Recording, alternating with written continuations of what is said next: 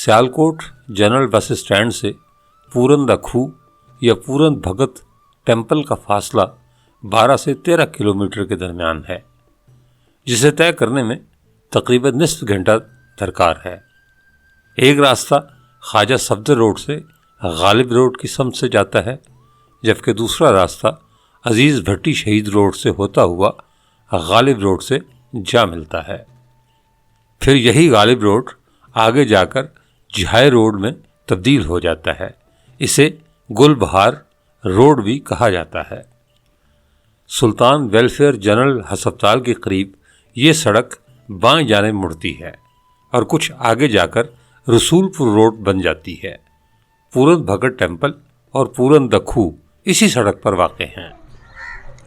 अस्सलामु अलैकुम नाज़रीन, मैं हूं सैयद ज़ुल्फ़िकार गिलानी और आप देख रहे हैं गिलानी व्लॉग्स।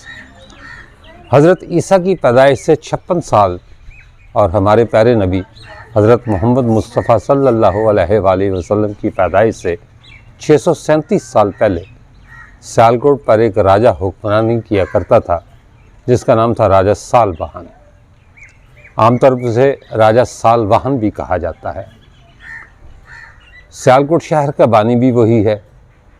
किले की तामीर भी उसी का कारनामा है।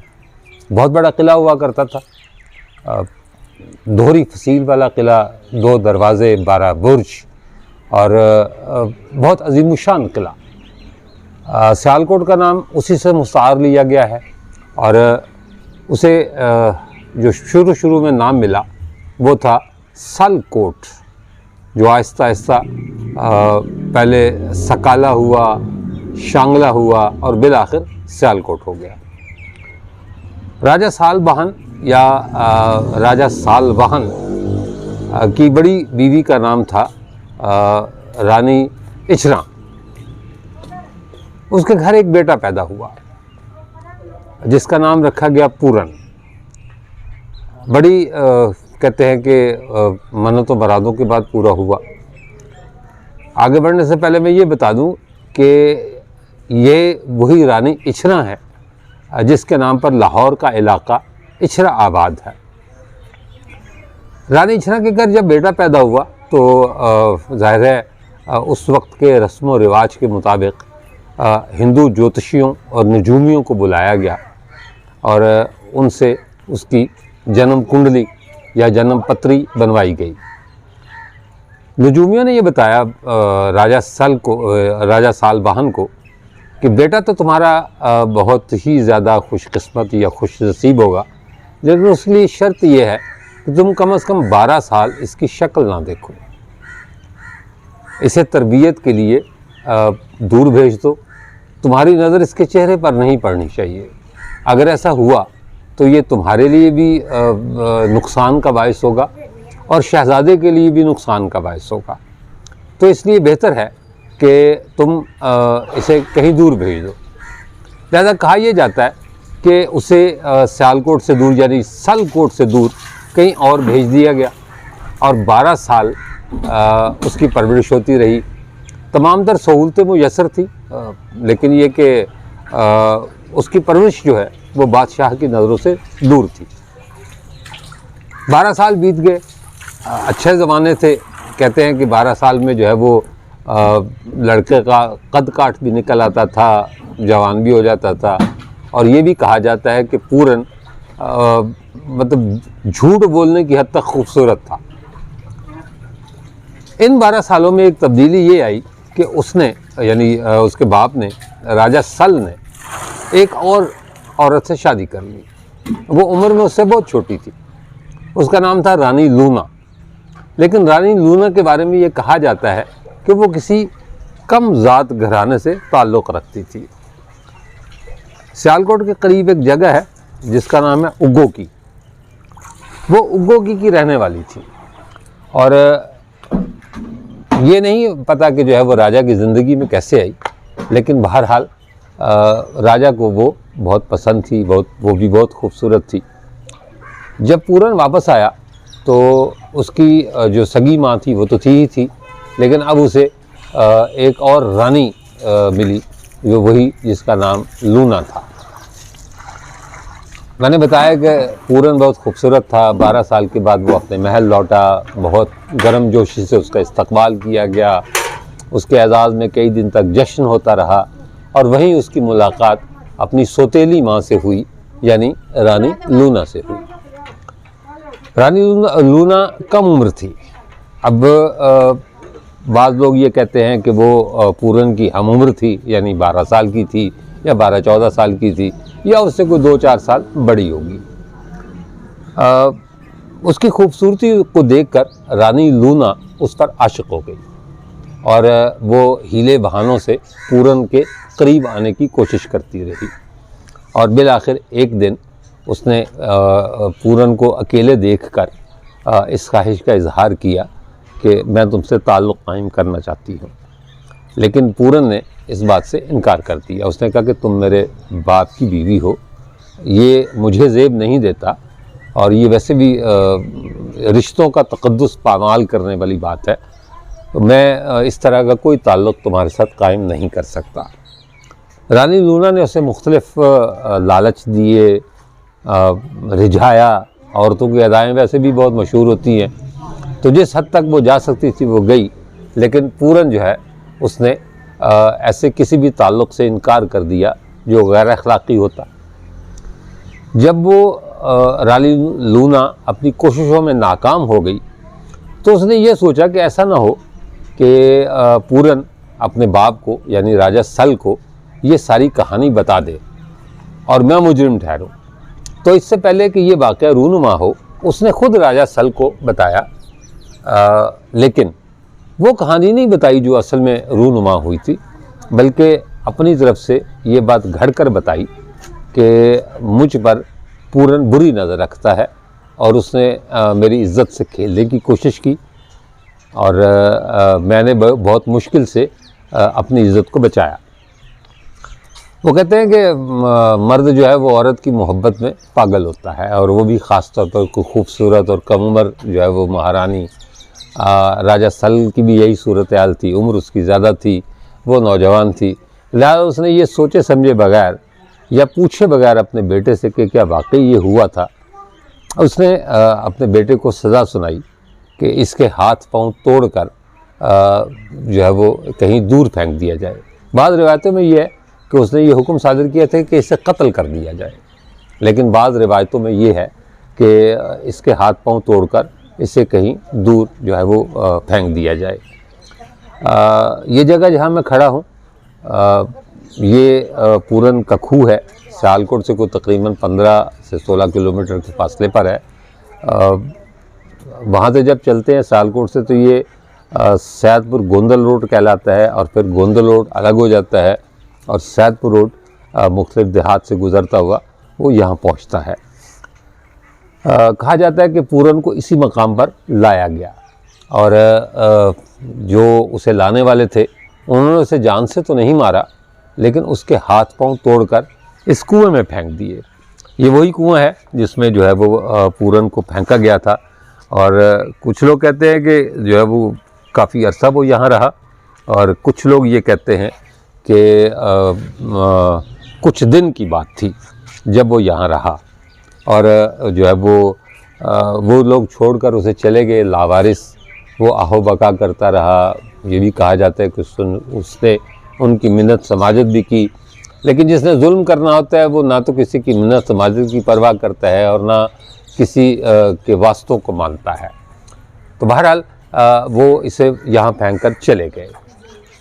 ये वाक़या चूँकि बहुत कदीम है लिहाजा सीना बसीना चलता आ रहा है। कहते हैं कि जब उसे यहाँ फेंका गया तो कुछ दिन बाद, यानी कुछ रिवायतों में ये लिखा हुआ है कि कुछ दिन बाद और कुछ रिवायतों में ये लिखा हुआ है कि जिस दिन फेंका उसी दिन योगियों का एक काफ़िला यहाँ से गुज़रा और उन्होंने यहाँ डेरा डाला। वो योगियों का जो सरबराह था या जो महायोगी था उसका नाम था गोरखनाथ। गोरखनाथ ने जब किसी बच्चे की या किसी नौजवान की आहो बका की आवाज़ सुनी तो उसने कहा कि ये देखो कि आवाज़ कहाँ से आ रही है। तो पता चला कि ये जिस मकाम पर जिस जगह पर मैं खड़ा हूँ ये कुआं जो है उस आवाज़ इसमें से आ रही थी। देखा तो एक नौजवान लड़का जिसके हाथ पांव टूटे हुए हैं, वो इसकी तह में पड़ा है और आहो-बका कर रहा है। गोरखनाथ के कहने पर उसे वहाँ से निकाला गया और गोरखनाथ ने उसका इलाज किया। गोरखनाथ का एक और हवाला मैं आपको बता दूं। एक जगह है किला रोहतास के पास, जिसे कहते हैं टिल्ला जोगियाँ। टिल्ला जोगियाँ जोगी गोरखनाथ का ही आबाद किया हुआ है। वो दूसरा हवाला ये है कि जब रांझा हीर से नाउम्मीद होकर, यानी जब उसे हीर के गांव से निकाल दिया गया, तो वो सीधा टिल्ला जोगियाँ पहुंचा और उस वक्त इसी जो है वो गोरखनाथ का चेला जोगी बालनाथ वो टिल्ला जोगियों पर मौजूद था और उसने बाकायदा ये राख रांझे के जिस्म पर मली और उसे जोगी बनाया। उसके कान छेदे और उसमें मुंदरियाँ डाल दी गई, या जो भी आप उसको कहते हैं वो डाल दी गई और रांझे को जोगी बनाया गया। यानी हीर रांझा की मोहब्बत की दास्तान में उस टिल्ला जोगियाँ को बड़ी अहमियत हासिल है, जिस टिल्ला जोगियाँ को जोगी गोरखनाथ ने आबाद किया था। गोरखनाथ इसको पूरन को निकाल कर अपने साथ ले गया टिल्ला जोगियाँ। बाज़ लोग कहते हैं कि उसने यहीं उसका इलाज किया और बाज़ लोग कहते हैं कि वो उसे टिल्ला जोगियाँ ले गया। वहाँ पहुंचकर उसने उसका इलाज किया और इलाज करने के बाद उसी के हुक्म पर वो दोबारा यहाँ आकर उसने अपनी झोंपड़ी बनाई और यहीं वो आबाद हो गया। उसके हाथ पांव ठीक हो चुके थे और आहिस्ता आहिस्ता उसकी शोहरत एक जोगी के तौर पर चारों तरफ फैल गई। बहुत दूर दूर से लोग उसके पास आने लगे और उसकी दुआओं से, या उसकी जो है वो आप जो भी कह लें, मतलब उससे लोगों का इलाज भी होने लगा। और ख़ास तौर पर जो है वो जो ख़वातीन थी उस ज़माने में, जो बे औलाद ख़वातीन होती थी, वो बहुत बड़ी तादाद में आया करती थी। वो उन्हें दुआ देता था और अल्लाह ताला उन्हें औलाद अता फरमा दिया करता था। ये वो रिवायतें हैं जो सीना बसीना चली आ रही हैं। तारीख़ों में इनका ज़िक्र ज़रा कम है, लेकिन ये रिवायतें हैं। कहते हैं कि रानी लूना वो उस वक्त तक बे औलाद थी और बहुत सारे जतन किए, बहुत सारे इलाज मुआलजे किए, लेकिन रानी लूना की औलाद नहीं हुई। तो किसी दरबारी ने राजा सल को बताया कि यहाँ करीब ही एक जोगी है, कहते हैं कि उसकी दुआ से बे औलाद औरतों को औलाद मिल जाती है, तो आप भी जो है वहाँ जाएं। वो रानी लूना को साथ लेकर यहाँ आया। ज़ाहिर है एक अरसा हो गया था उसने अपने बेटे को देखे हुए, सर के बाल भी बढ़ चुके थे, लंबी दाढ़ी थी, हुलिया बदल गया हुआ था। उसने राजा सल ने और रानी लूना ने तो नहीं पहचाना कि ये कौन है, लेकिन पूरन ने पहचान लिया कि ये दोनों कौन हैं। उसने कहा जी कैसे, मतलब जब मुलाकात हुई, राजा आया तो उसने कहा जी आप क्यों आए हैं या कैसे आए हैं। उसने कहा इस तरह बात है, मेरी रानी के औलाद नहीं है, हमारे हक़ में दुआ करें कि रानी लूना को औलाद हो जाए। पूरन चूँकि उसे पहचान चुका था, पूरन ने कहा कि औलाद तो इसकी हो जाएगी, लेकिन शर्त ये है कि ये अपने गुनाहों का एतराफ़ करे। अब राजा सल को तो नहीं इल्म था कि असल गुनाह किसका था और कैसे हुआ, लेकिन रानी लूना को इस बात का एहसास था। वो पहले तो आए बाएँ शाएँ करती रही।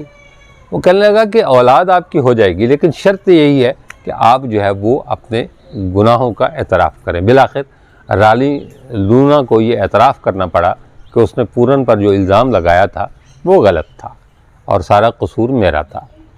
राजा सल करीब बैठा हुआ था, साथ बैठा हुआ था। राजा सल ने जब ये सुना, या सालबहान ने जब ये सुना, तो उसने फौरी तौर पर रानी लूना की मौत का हुक्म सादिर कर दिया। लेकिन पूरन ने कहा कि नहीं, आप ये ना करें, इसको जो है वो आप ले जाएं। मैंने इसे मुआफ़ किया क्योंकि इसने अपने गुनाह का एतराफ़ कर लिया है। आप इसे ले जाएं, आपके घर औलाद भी होगी। तो और लेकिन जो है वो इसे कहें कि आइंदा इस तरह का कोई काम ना करें। राजा सल ने कहा कि तुम भी मेरे साथ चलो, मेरे असल बेटे तो तुम हो, मुझे औलाद नहीं चाहिए इससे, मैं इसको छोड़ देता हूँ, इसे किनारा कशी इख्तियार कर लेता हूँ। मेरे वली है तुम हो, इस मुमलिकत के राजा तुमने बनना है। लेकिन पूरन ने महल जाने से इनकार कर दिया। उसने कहा नहीं, मैं जहाँ हूँ वहीं ठीक हूँ, औलाद अल्लाह ताला आपको देगा और उसी को आप जो है अपनी मुमलिकत का राजा बनाइएगा। कहते हैं कि पूरन की दुआ से अल्लाह ताला ने रानी लूना को एक बेटा अता किया जिसका नाम रखा गया राजा रसालू, और उसने एक तवील अरसे तक सियालकोट पर हुकूमत की। पहली सदी ईस्वी में राजा रसालू हुआ। उससे बहुत से माफोकुल फितरत वाक़यात मंसूब हैं, बहुत सी कहानियाँ उनसे मंसूब हैं। पूरन भगत के नाम से मशहूर हुआ और वो यहीं उसने सारी अपनी उम्र गुजार दी लोगों को दुआ देते हुए। उसके बाद जो है पूरन भगत जो है वो उसने यहाँ एक मंदिर बनवाया। कहते हैं ये कुआं जो है वो अगर हिसाब लगाया जाए तो 2000 साल से ज़्यादा पुराना है, लेकिन इसकी ईंटें इस बात की गवाही नहीं देती क्योंकि इसकी ईंटों की चुनाई नई है और ये इतना गहरा भी नहीं है जितना गहरा बताया गया है।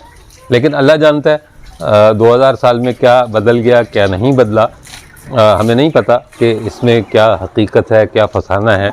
ये वो लोक दास्तान है जो पंजाब की दूसरी लोक दास्तानों के साथ सुनाई जाती है। अच्छा, अब हम बैठे हैं जी पूरन द खूह पर, इसको पंजाबी में जो है पूरन द खूह बोलते हैं, और मेरे साथ है मुश्ताक अहमद साहब।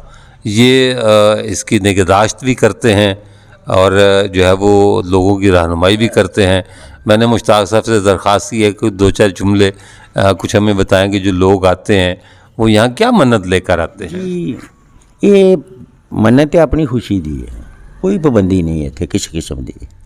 हाँ जी, तो शफा अल्लाह देंदा। देखो धीआं भैणां नहांदियां ने, कोई बच्चों का मसला हुंदा है, ठा दा नुक्स हुंदा है, हाँ वो नहांदियां ने ते शफा रब देंदा है। ये आंदे ने तो इस खूह दे विच रहे सन ना पूरन 12 साल। किन्ना को गहरा हुण तो उत्ते तक आ गया है पानी? नहीं, गहरा पानी उत्ते आया लेकिन गहराई उन्नी कोई 50-55 फुट गहराई है खूह दी। अच्छा, वो पानी फिर वाधा घटदा रहिंदा। अच्छा, हाँ, बाकी कहानी तो तुसीं आप ही सारी पे सुनते हैं, सारी तो आप ही पढ़ी तो दसीए। मैं कि तुसीं इत्थे रहिंदे हो ना, शायद कोई साडे कोल रह गया। नहीं कोई शै नहीं रही। तो हाँ, यानी जो तारीख की गल सी वो सारी पे करते हो जी वे सुनने। अच्छा, इतवार ਨੂੰ ਹੁੰਦੀਆਂ ਨੇ ਔਰਤਾਂ ਜ਼ਿਆਦਾ? ਜਦੋਂ ਮਰਜ਼ੀ ਕੋ ਆ ਜਾਏ, ਕੋਈ ਪਾਬੰਦੀ ਨਹੀਂ ਹੁੰਦੀ। ਅੱਛਾ, ਲੇਕਿਨ ਮੈਂ ਸੁਣਿਆ ਕਿ ਇਤਵਾਰ ਨੂੰ ਜ਼ਿਆਦਾਤਰ ਹੁੰਦੀਆਂ ਨੇ। ਛੁੱਟੀ ਹੁੰਦੀ ਹੈ ਨਾ ਜਰਾ। ਅੱਛਾ, ਹਾਂ, ਅੱਛਾ, ਛੁੱਟੀ ਹੁੰਦੀ ਹੈ ਇਸ ਵਾਰ। ਮੈਂ ਕਿ ਸ਼ਾਇਦ ਕੋਈ ਦਿਨ ਮਖਸੂਸ ਹੈ। ਜੀ ਨਹੀਂ ਕੋਈ। ਅੱਛਾ, ਇਹ ਸਾਹਮਣੇ ਜਿਹੜਾ ਮੰਦਿਰ ਬਣੇ ਆ ਇਹ ਬਾਅਦ ਦਾ ਬਣਿਆ ਹੈ। ਅੱਛਾ, ਬਾਅਦ ਚ ਬਣਿਆ। ਪਹਿਲਾਂ ਤੇ ਜੰਗਲ ਸੀ। ਸਹੀ ਹੈ। ਕਿਉਂਕਿ ਜੰਗਲ ਵਿੱਚ ਖੂਹ ਸੀ ਨਾ। ਹਾਲਾ ਕਿਉਂਕਿ ਉਹੀ ਤੇ ਸਿਆਲਕੋਟ ਦੇ ਰਹਿਣ ਵਾਲੇ ਹੋ, ਤੁਸੀਂ ਆਪ ਹੀ ਪਤਾ ਤੁਹਾਨੂੰ ਪਤਾ ਦੱਸਦੇ ਹੋ ਰਾਜੇ ਦੇ ਪੁੱਤਰ ਸਨ ਮਿੱਤਰਈ ਮਾਂ। तो बाकी ये जंगल सी और कोई बादी पिंड नहीं सी। सही है। हर शय बाद दी है। अच्छा, हाँ जी, सिर्फ खूह पुराना है? सिर्फ सब तो पुराना खूह है। अच्छा, और मैं अच्छा ये दसो भी तुम दस दो भी किन्ने साल, कोई 2000 साल तो पुरानी गल करते हो ना तुम? हाँ जी, हाँ इन्ना ही असा भी सुनिया। अच्छा, तो मंदिर में को आंदा हिंदू कोई इबादत वगैरह? पुराना बनया है ना, जो आबाद होए ने लोग फिर सारे इकट्ठे ही रहंदे सन। हाँ, वो तो कोई आ भी जाए तो केड़ी कोई पाबंदी है? नहीं, कोई पाबंदी नहीं। साडे मुल्क च ते हर मजहब नूं आजादी है। मैं वो जो पूछा कि 47 के बाद कोई हिंदू अगर आंदा है इत्थे या बाहरों आंदे? सियालकोट शहर च आए ना, बाहरों कोई नहीं आंदा। अच्छा, सियालकोट शहर से आंदे ने? हाँ, कदी आ भी जांदे ने। अच्छा, हाँ, कोई पाबंदी नहीं। अपनी पूजा पाठ करने वास्ते? हाँ जी, बिल्कुल। चलो ठीक है। तो तुसी कदों दे इत्थे हो? साढ़े वडेरे भी इत्थे ही रहे ने। अच्छा, हाँ जी। मतलब जद्दी पुश्ती तुसी हाँ, इत्थे ही हो? काफी अरसे दे। अच्छा, हाँ जी, ते रहिंदे भी इत्थे हो या पिंड च रहिंदे? है ही पिंड है ते पिंड च ही रहने हैं असीं। अच्छा। अपने जी जट जिमीदार हाँ असीं। अच्छा, माशाल्लाह माशाल्लाह माशाल्लाह माशाल्लाह। अच्छा, जट जिमीदार हाँ, खानदानी पिंड यानी जद्दी पुश्ती ये होई पिंड ये है। पिंड दा नाम की है? ਇਹਦਾ ਨਾਂ ਕਰੋਲ। करोल। ਕਰੋਲ। अच्छा, हाँ जी, चलो ठीक हो गया। ठीक सर, बड़ी मेहरबानी।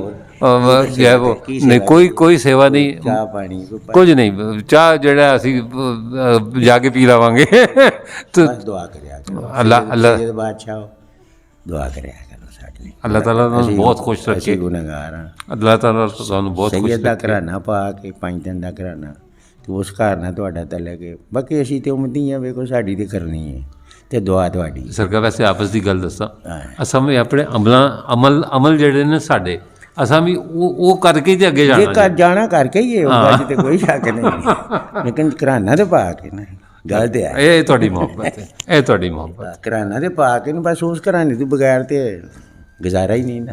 बड़ी मेहरबानी जी, सरकार। वो थोड़ी गल ठीक है हाँ। कि घराना जिहड़ा है वो ज़ाहिर है अल्लाह ताला ने अलग नाल पैदा किया है, साफ सुथरा पाक ਵੱਡਾ घराना है, लेकिन साढ़े भी अमल ही होणगे ते असीं अगे जावांगे। माने वो मेरी किताब ਨੂੰ ਤੇ ਪਾਈਥਨ ਦੇ ਘਰਾਣੇ ਦਾ ਨਹੀਂ ਭੁੱਲਣਾ, ठीक है, ਇਹ ਨਹੀਂ ਭੁੱਲਣਾ। चलो चल, ठीक। बड़ी बड़ी मेहरबानी सरकार, बहुत नवाजिश। ਇਹ ਪੁੱਤਰਾ ਲੈ ਆਇਓ ਆਪਣਾ। ये पूरा अहाता पूरन का डेरा कहलाता है और इस गांव का नाम पूरन नगर कहा जाता है। इस नाम का एक मोहल्ला भी है सियालकोट में पूरन नगर के नाम से, लेकिन ये जो गांव जहां मैं खड़ा हूं ये भी पूरन नगर कहलाता है। ये मेरे पीछे जो है वो एक मंदिर बना हुआ है, इसकी आसार तो यही बताते हैं कि ये इतना पुराना नहीं है, लेकिन बहरहाल इसको पूरन से मंसूब किया जाता है और कहा जाता है कि वो यहीं अपनी धूनी रमाकर जो है बैठा करता था।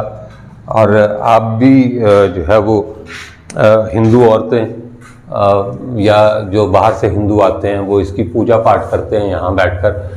हमने तो खैर नहीं देखा, लेकिन लोग यही कहते हैं कि ये पूरन का डेरा था और पूरन यहाँ बैठा करता था। कहानी में कितनी सच्चाई है और कितना फसाना है हम नहीं बता सकते, क्योंकि तारीख़ में राजा सल का नाम भी है, पूरन का नाम भी है, राजा रसालू का नाम भी है, लेकिन उनसे मंसूब कहानियों का ज़िक्र नहीं है। जो एक रिवायत चली आ रही है अब भी, और पहले भी जो है वो जो रिवायत चलती थी, आज भी आज इतवार है और बहुत सारी ख़वातीन यहाँ आई हुई हैं। आज भी वो ख़वातीन जो बे औलाद होती हैं वो यहाँ आती हैं और इस कुएं के पानी से नहाती हैं और कहते हैं कि अल्लाह ताला उन्हें औलाद अता फरमा देता है। ये अपने अपने अक़ीदों की बात है। मुझे वो दिन याद आ रहे हैं, बल्कि अब भी यहाँ हमारे साथ हिंदुस्तान में बुतों की पूजा की जाती है। वो ख़ुद भी ये कहते हैं कि बुत हमें कुछ नहीं दे सकते, उन्हें पता है इस बात का, अपनी मर्ज़ी से हिल भी नहीं सकते। जैसे ईसाइयत में वो कहते हैं जी कि कोई एक ईसाई मुसलमान हो गया तो उससे पूछा गया कि भाई तुम मुसलमान क्यों हुए हो, तो उसने जो जवाज़ पेश किया वो ये है था कि हमारे यहाँ यानी ईसाइयों के यहाँ कन्फेशन पहले पादरी के पास की जाती है और पादरी जो है वो अर्ज़ी हज़रत ईसा अलैहिस्सलाम के हुज़ूर में पेश करता है और फिर हज़रत ईसा अलैहिस्सलाम उस अर्ज़ी को अल्लाह ताला के हुज़ूर पेश करते हैं। तो मैंने ये सुना है कि मुसलमान अल्लाह ताला से बराह रास्त मांगते हैं और अल्लाह उन्हें बराह रास्त देता है। मैं इस वजह से मुसलमान हुआ हूँ। हिंदुओं के यहाँ बुत परस्ती पहले भी थी, आज भी है, और जब तक हिंदुइज़्म मौजूद है ये बुत परस्ती कायम रहेगी। मक्का के जो मुशरिकीन थे वो भी यही कहा करते थे कि हमें पता है कि ये जो बारिश का देवता है या बारिश का जो बुत है ये बारिश नहीं बरसाएगा, हम इसके तवस्सुत से अल्लाह तक अपनी जो ख्वाहिश है वो पहुंचाते हैं, यानी ये जो बुत है वो उसका ज़रिया बनते हैं। यही सूरत हाल हिंदुओं की है और यही सूरत हाल यहाँ की भी है। अल्लाह ताला ने वसीले ज़रूर बनाए हुए हैं, लेकिन वो इस बात की क़तई इजाज़त नहीं देता कि उसकी ज़ात के साथ किसी को शरीक किया जाए। हर बंदे का अपना अक़ीदा है, क्योंकि हर बंदे ने अपने अमाल का जवाब ख़ुद देना है। यहाँ आज भी बहुत सारी ख़वातीन आई हुई हैं और यकीनन उनमें से बे औलाद भी होंगी। हर इतवार को यहाँ ख़वातीन का रश होता है, वो आती हैं, इस कुएँ से जो है पानी लेती हैं, नहाती हैं, पीछे बाथरूम बने हुए हैं बाकायदा नहाने के लिए। और ये उनका एतक़ाद है, उनका अक़ीदा है कि अगर यहाँ का पानी होगा उससे हम नहाएंगी तो अल्लाह ताला हमें औलाद देगा। अगर तो ये कोई शिर्क की के वो है किस्म है तो अल्लाह ताला हमें इससे मुआफ़ करे और इन चीज़ों से दूर रखे। ये डेरा मौजूद है, ना तो ये मंदिर इतना पुराना लगता है 2000 साल पुराना, और ना ये कुआं 2000 साल पुराना लगता है, लेकिन ये कहानी 2000 साल पुरानी ज़रूर है। मैं इस पर कोई तबसरा नहीं करूँगा सिवाय इसके कि अल्लाह ताला इन सब लोगों को जो इस तोहम परस्ती में मुब्तला हैं या ये सोच कर यहाँ आते हैं कि इसका पानी हमें औलाद अता कर देगा, ऐसा नहीं है। देने वाली ज़ात सिर्फ़ अल्लाह की है। कोई चीज़ किसी को कुछ नहीं देती। ना कब्रों में लेटे हुए औलिया कराम आपको औलाद दे सकते हैं, और ना इस कुएं का पानी आपको औलाद दे सकता है। ये तसल्लियाँ हैं, तशफ़ियाँ हैं। मैं पहले भी अपने एक आध ब्लॉग में ये कह चुका हूँ कि हम मुसलमान बहुत ज़्यादा ज़ईफ़ुल एतक़ाद हैं।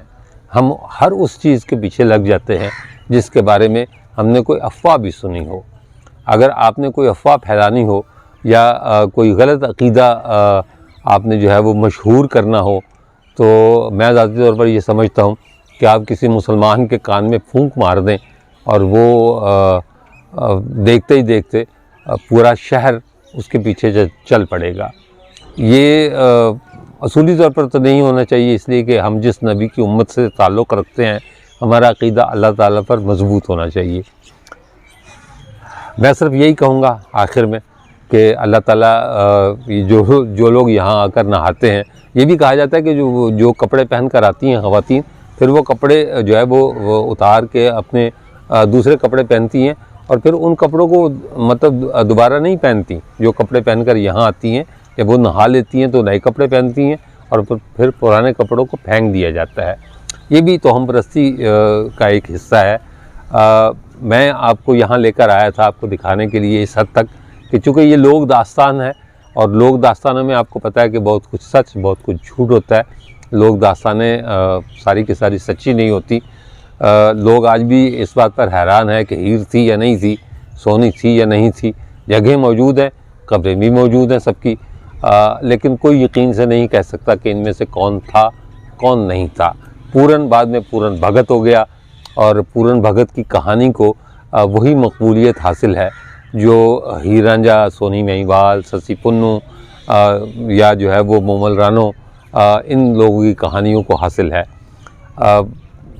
ये जो तोहमात हैं ये हीर के मज़ार पर भी होते हैं, ये सोनी के मज़ार पर भी होते हैं, ससी के मज़ार पर भी जो है वो लोग धागे बांधते हैं और अल्लाह जाने क्या क्या मन्नतें मुरादें